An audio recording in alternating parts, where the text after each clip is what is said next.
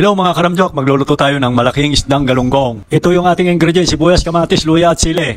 Lalagyan natin ito ng puso ng saging, okra, pechay, saka dahon ng malunggay. Basta Ilocano, narawat ni Root. Ano sabi mo, Ramjok? Ako mga Ilocano, mahilig sa gulay. Tara, simulan na natin magluto, magpakulo na tayo ng tubig. So, kumulo na yung tubig, lagay na natin yung kamatis, sibuyas, luya. Ayan, yan muna ang ilalagay natin. At pagkakulo, ilagay natin yung puso ng saging. Sabi nila, saging lang daw may puso. Pagkakulo, lagay na natin yung malaking Gigi. Ayan. Ramjok, totoo ba yun? Saging lang may puso? Hindi totoo yung chipmunk. Ayan, pagkakulo, lagay na yung okra at sili.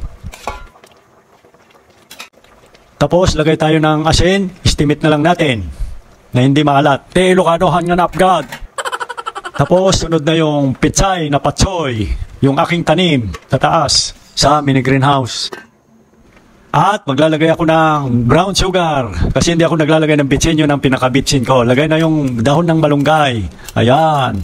Pagkalagay ng malunggay, unang kulo lang. Ayan, luto na. Wow, sarap naman yan, Ramjok.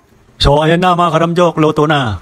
So, magsasandok na tayo at kakain na tayo. Chipmunk, kain ka ba ng root? I want anay mas data. Ayan na, ang sarap. Kakain na tayo mga karamjok.